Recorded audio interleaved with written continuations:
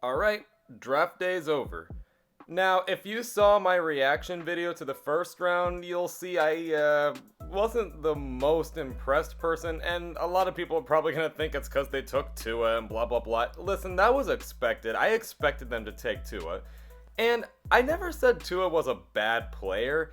I just was concerned about his injuries. So I thought as long as they help him out, then I'm fine with it.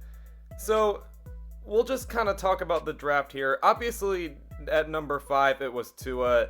And really, I like the pick because there's a few things about Josh Rosen and Tua and whatnot that I do have to admit to.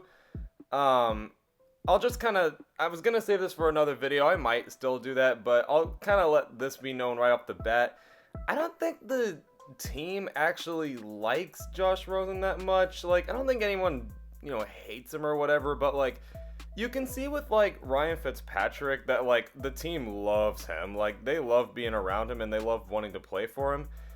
I don't think they have that same thing with Josh Rosen. Like you don't really want your quarterback to be someone that like the team doesn't really like that much, because he did get a little bit cocky when he was drafted and he probably had an ego or whatever. But Tua's being very humble, and I think the team likes him, and plus he was just very talented in his time in college, so they're excited to have him out there. So I have to admit to that he's probably just more likable, and that's part of the reason they wanted to take him. I don't think he's going to play in year one. I actually think they're going to sit him and let Ryan Fitzpatrick compete, which is another reason I didn't think it made a whole lot of sense to really go with quarterback if you're still keeping Josh Rosen and Ryan Fitzpatrick on the roster. Like, I guess I get Fitzpatrick, but, why would you keep Rosen and then take another young quarterback? Like, you're having two people. Like, what if one of them ends up being better the moment you trade them? And it's kind of like, well, how would I have known? I can't start both of them.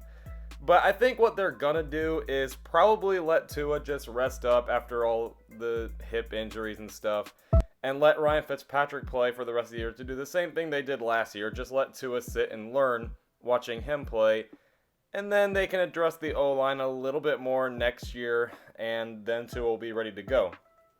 But also for this year, at some point, Josh Rosen will get another chance to kind of go out there and shine and probably find a trade. I think the Dolphins are pretty committed to Tua right now, but we'll see. Not the worst pick. I think obviously Tua probably has higher upside than Josh Rosen. I'm just concerned about the injuries, but I don't think he's going to play in the first year, so we'll see. I can kind of see this maybe being like a 2017 Chiefs team. They get Patrick Mahomes, but they don't actually let him play. Alex Smith just finishes it for him. I can kind of see the same thing happening here. At 18, they did address tackle with Austin Jackson. And some people say this is a reach, which I can understand that. He's not really like a day one starter. He's kind of more of a project. But I think once he does develop, he will be a good tackle for us. So I don't mind the pick. And again, I don't think Tua's starting. So I think by the time Tua goes out there and plays, he'll be a pretty nice tackle. Then after that, the draft just gets really kind of meh. Like, at 30, they took a corner, Noah Igbinoghene. I think that's how you say it. And, like, I mean, I get it. You want a corner to line up against the slot receiver. And clearly these Bill Belichick-led defenses truly value corner a lot. Like, their secondaries are so... It was just kind of an overkill at the corner, but I don't really like this pick at 30 because that was just... We already have the two highest paid corners, so it wasn't like a pressing need. And again, all you did was get a slot corner. You could have gotten that way later in the draft. You got a really good one, for sure, but it's just, I don't know why we had to take them that early. So, not a bad pick, just maybe would have done that a little later in the draft.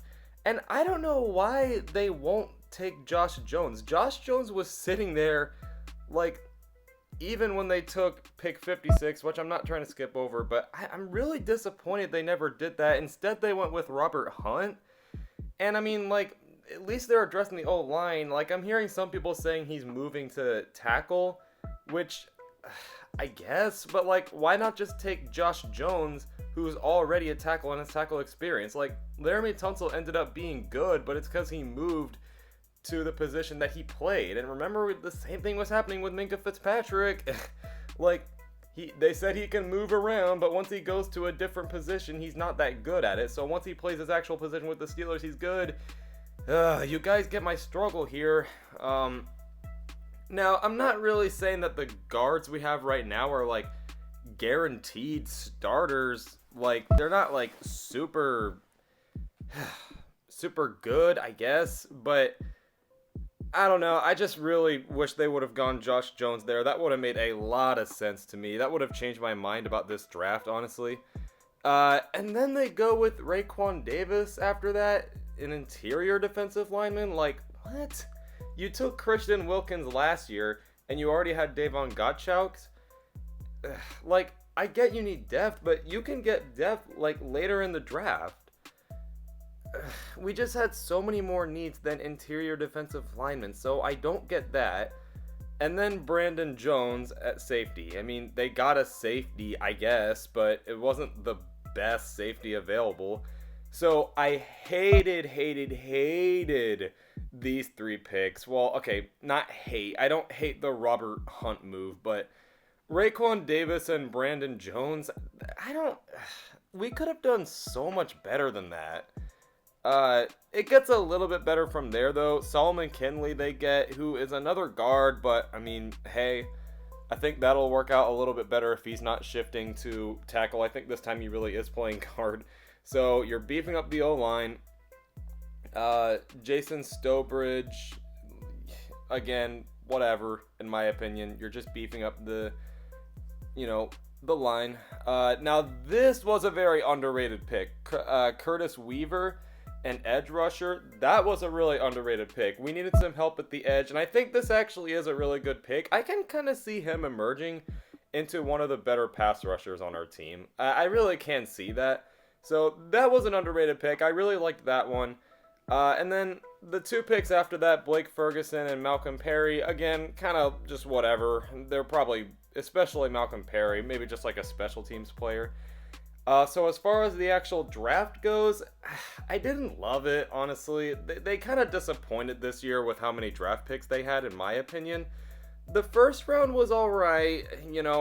I'm starting to fall on the Tua train a little bit more, but you guys know my concerns with him.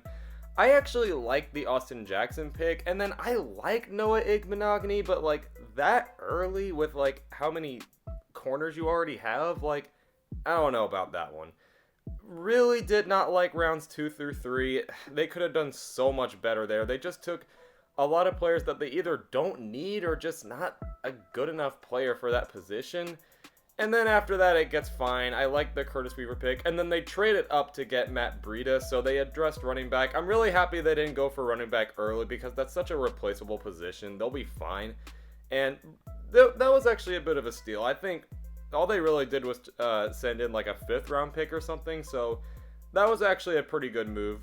But other than that, man, not the most exciting draft, to be honest with you. I'm a little disappointed, but I don't know. Let me know what you guys think. And by the way, I know there's going to be people like, oh, you don't know how these people are going to play. Like, okay, no one knows how they're going to play. Like, the general manager doesn't know if they got a good pick or not. They're just waiting to see if they're going to play. So, if you were expecting something else, like, why are you even here? If you're on this whole rant about you don't know how they're going to do, like, well, then why are you here watching this? Like, the whole point is to grade how we think it's going to turn out. So just stop it with that. But anyway, that's my opinion. Let me know what you guys think about the draft. It seems like a lot of people did like this draft. I personally thought it was just kind of meh, but I don't know. Let me know what you guys think.